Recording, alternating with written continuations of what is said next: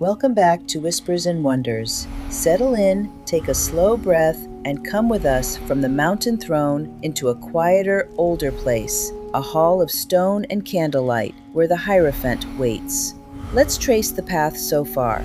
The fool leapt, the magician focused, the high priestess listened, the empress nurtured, the emperor built. And now the number 5 arrives, and 5 is restless. After the perfect square of 4, 5 opens a door. It's the number of the student and the teacher, of questions asked and wisdom shared. The Hierophant is one of the tarot's most misunderstood cards, so let's meet him gently. Picture the classic image. A robed figure sits between 2 great stone pillars, one hand raised in blessing. Below him kneel 2 students ready to learn. In his hand rests a staff, and crossed keys lie at his feet, often read as the keys to hidden knowledge and the doorways understanding can open.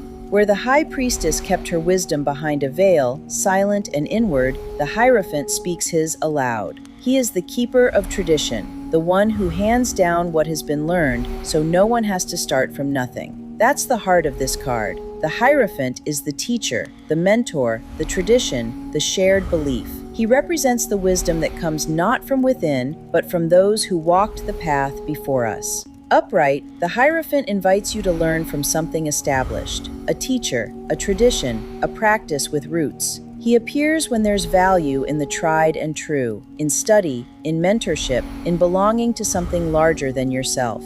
Not every wheel needs reinventing. Sometimes the wisest step is to sit at the feet of what already works and let yourself be taught. Reversed, the Hierophant asks braver questions. Am I following a rule I've never actually examined? Does this belief still fit the person I've become? Or am I keeping it only because it's familiar? A reversed Hierophant often marks the moment a seeker steps beyond inherited answers to find their own. This isn't rebellion for its own sake. It's the sacred work of deciding for yourself what you truly believe.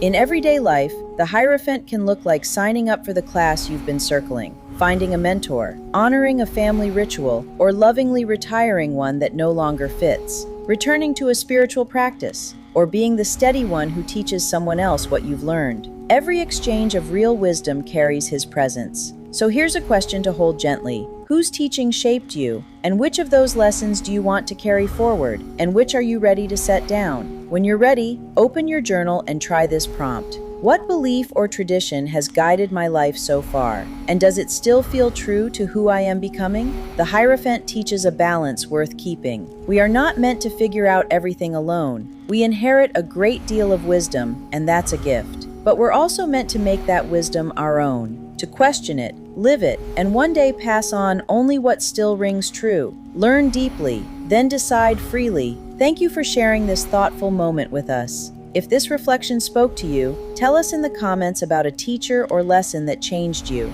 Until next time, stay curious, be gentle with yourself, keep listening for whispers, and keep watching for the wonders.